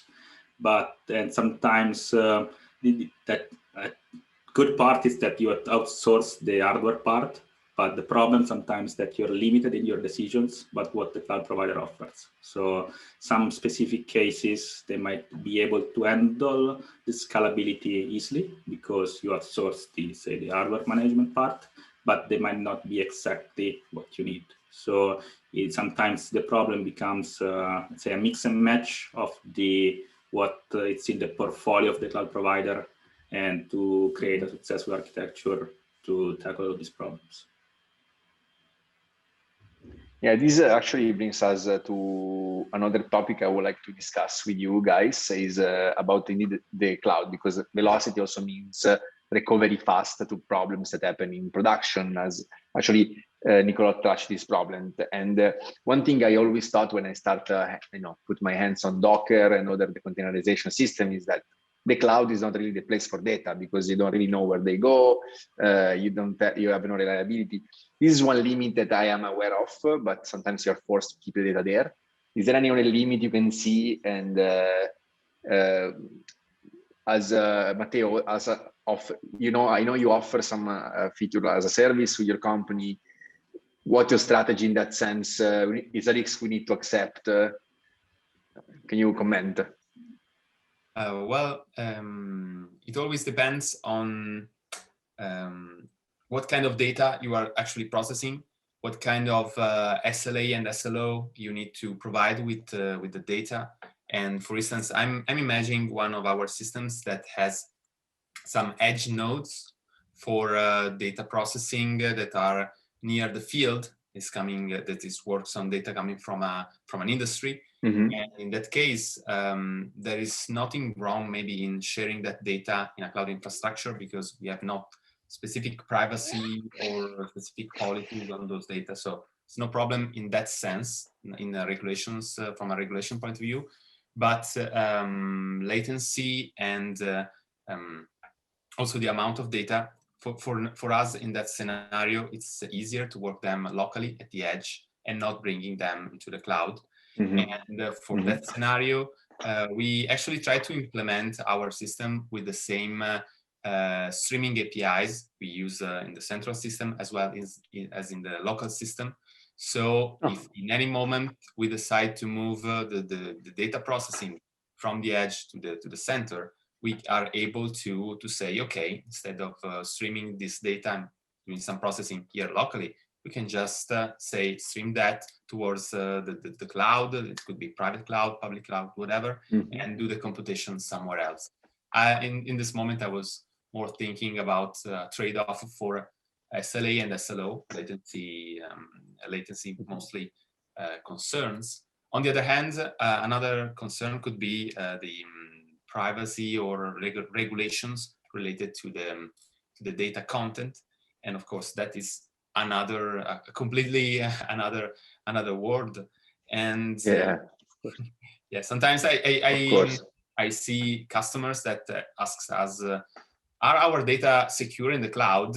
And my point is that are they more secure in a server down your desk? I mean, yeah, it's true. Makes sense. Which actually brings us to one of the questions from the audience, which is a question in how fault tolerance is handled in stream processing systems, generally speaking. Perhaps Emanuele, you want to take this and start about it? Well, it really depends. So when somehow time matters more than anything, you actually handle it by simply ignoring the fault. And that might appear completely strange, but is not completely strange if you think that somehow you're looking normally for statistically valid answer, meaning that you are basically aggregating data, and if you lose some of the data, normally you have less precision, maybe you approximate a bit more of the answer, but you don't actually go down to a fault, to an error. Okay, so faults normally in a high throughput system turns out in approximated answers instead of a recovery plan. But there are cases where you need exact answers. In that case, most of these systems are able actually to recover, especially, and that is a mandatory part of the idea, if you can have an event store. So if you have an event store, what happens is that you stop the faulty part of the process.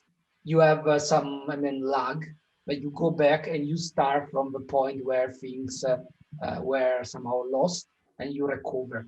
That comes at a cost that you will be late for a while, but if you can catch up, okay, then you have somehow a stream of correct answer, only that some of them will be delayed a bit. But are the two technical way. I don't know if Matteo wants to comment more. Yeah, exactly. If Matteo, Niccolò, if you have some opinion on that, feel free to comment on it. Matteo, you have.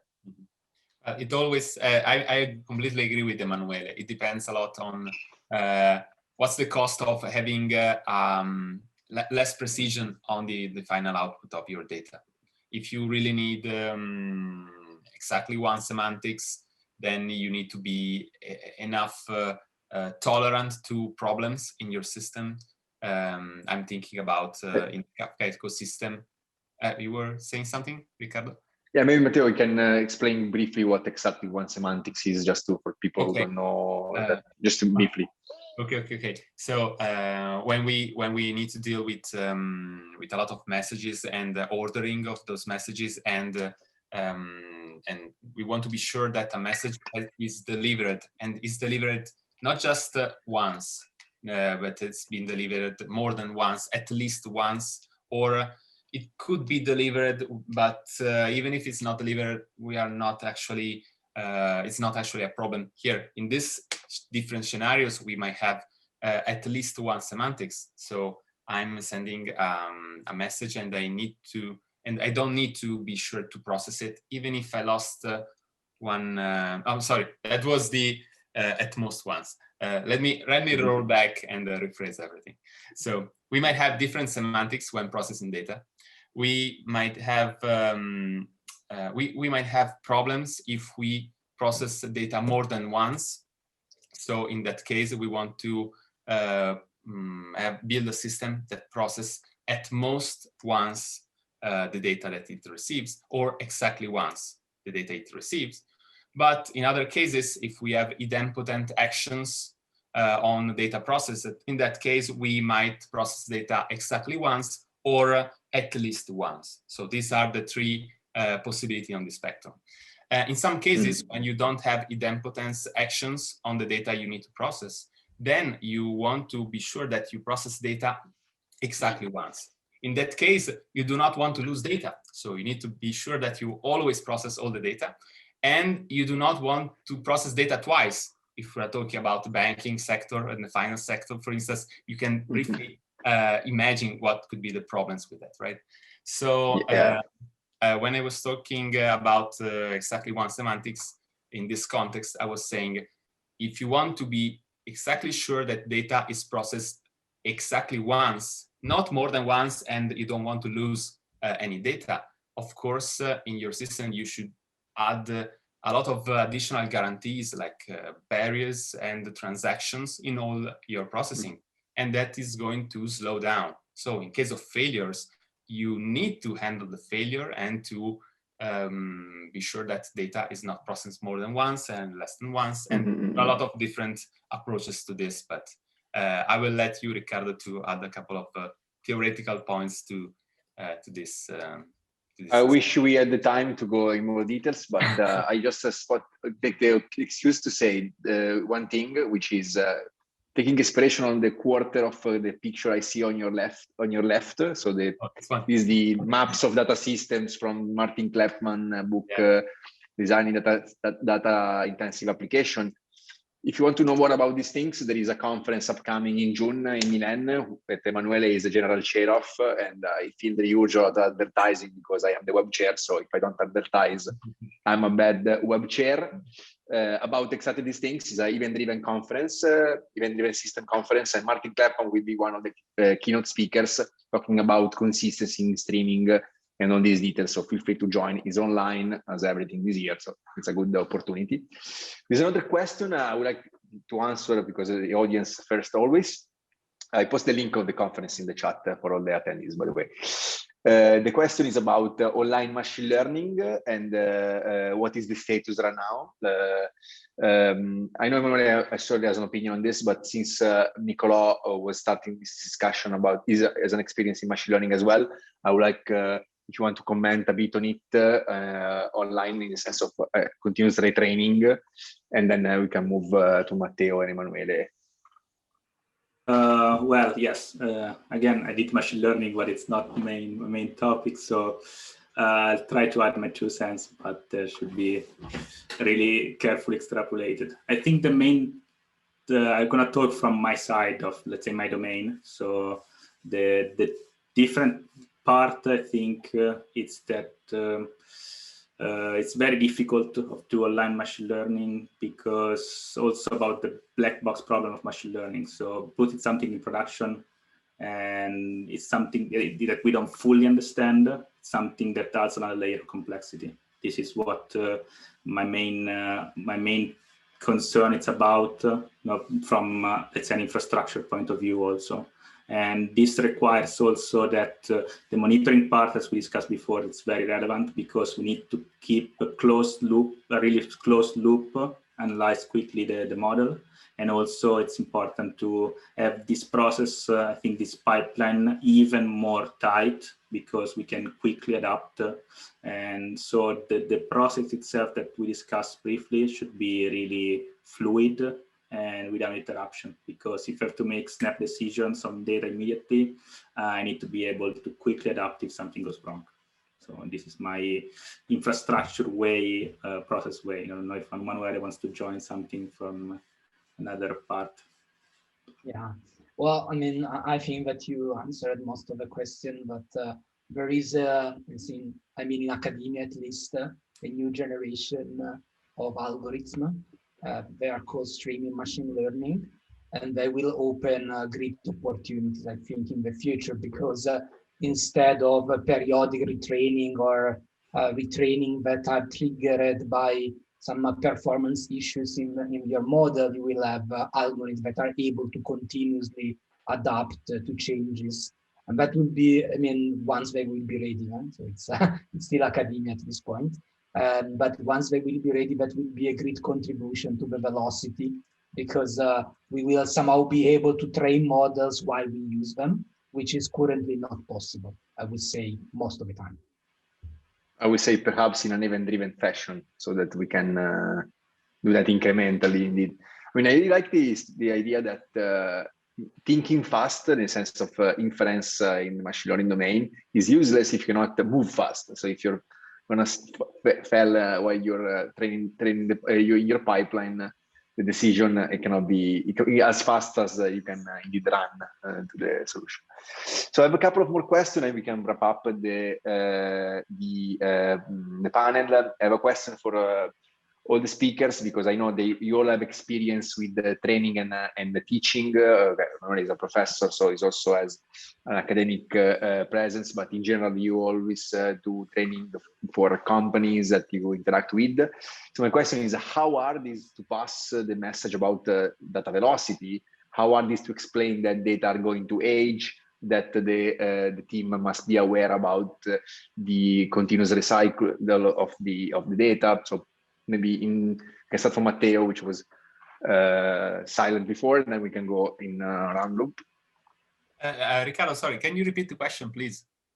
Yeah. So my question is, as an experienced trainer, how hard is so far to explain this change of paradigm in the way data are handled, explain the customer data are aging, and the results of the analysis is going to be also time varying, let's say? You have any experience with this challenge? Maybe no, they are enthusiasts. Yeah.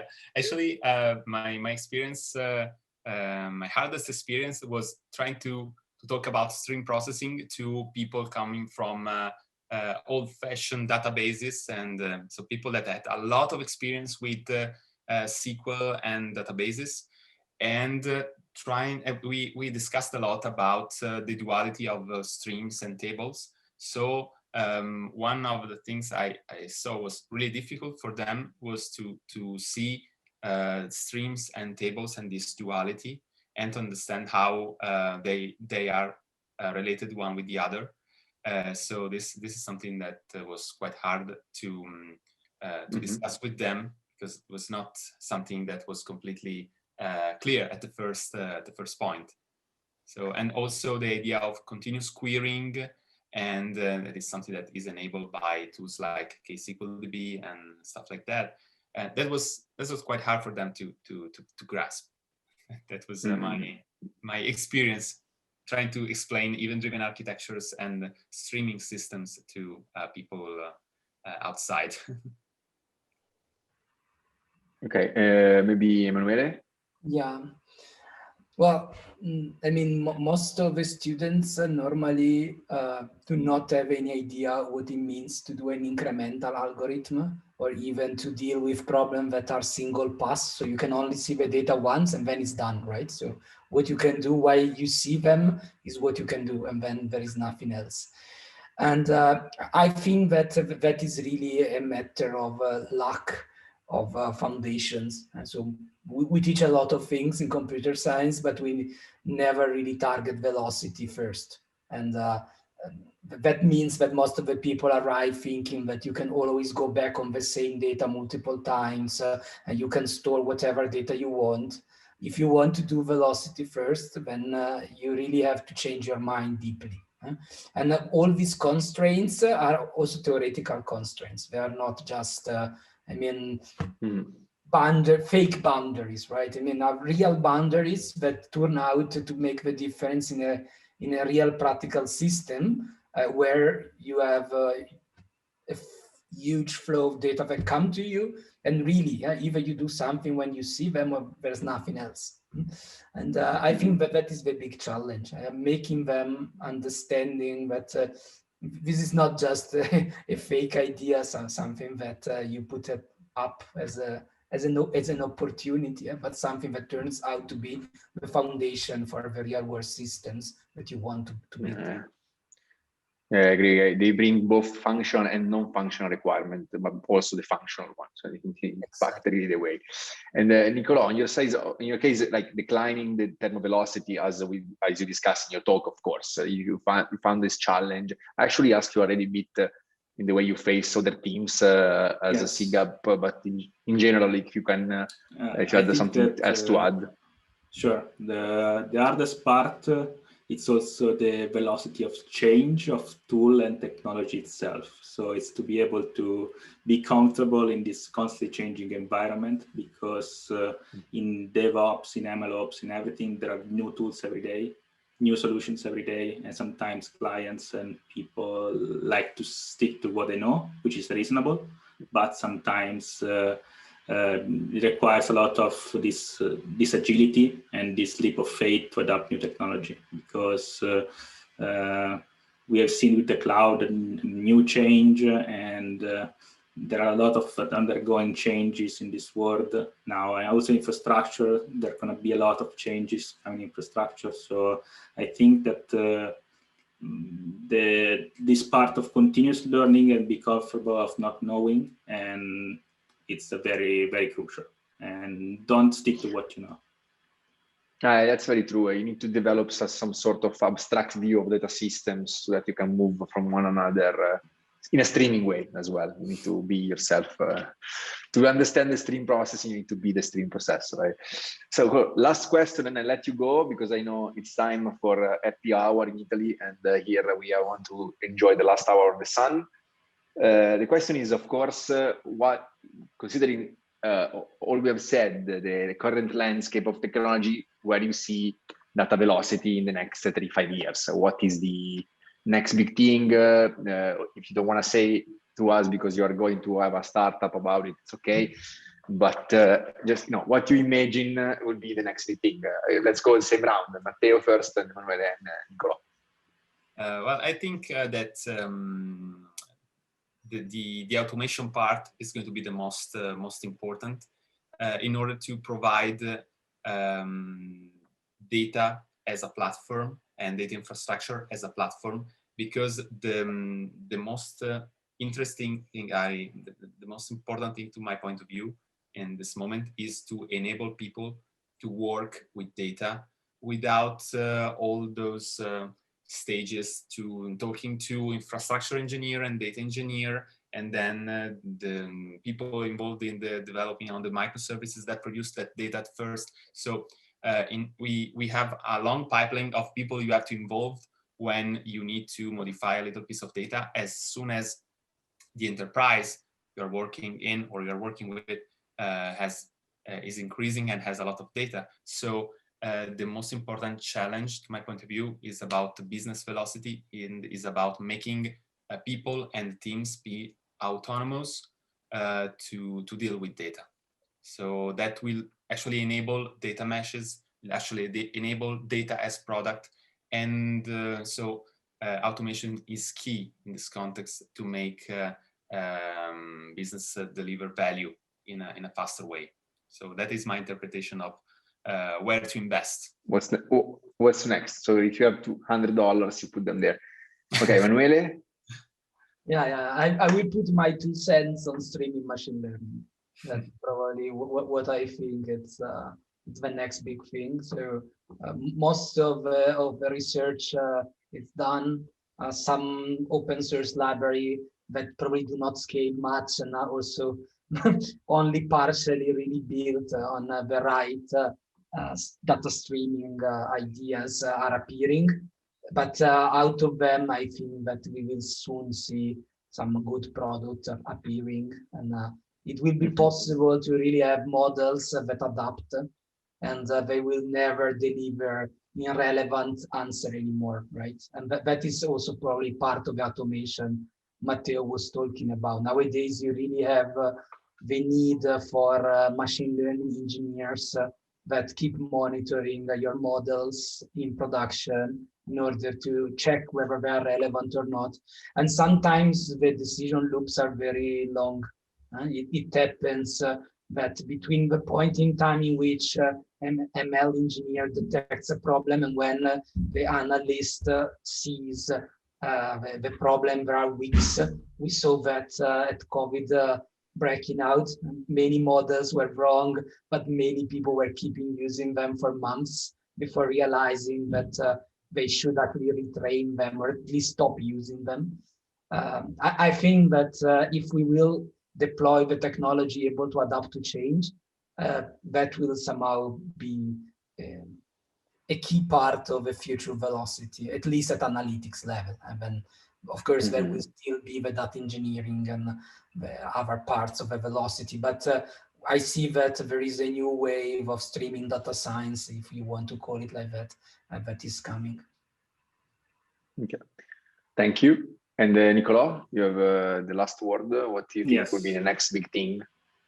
My answer is mostly in line with what is said. I like the automation part. I think it's very, very relevant. And also this ongoing trend in, let's say, in cloud, in infrastructure to become always more serverless. So the hardware part is always taking less, let's say, importance from a developer point of view. We are outsourcing the computation part.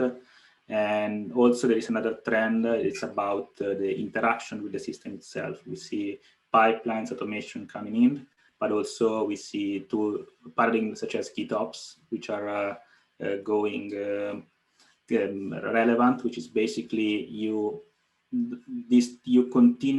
only interact with the repository and the way the repository performs some changes. So I think in this part, we're gonna see a lot of changes in the way we interact with the system itself.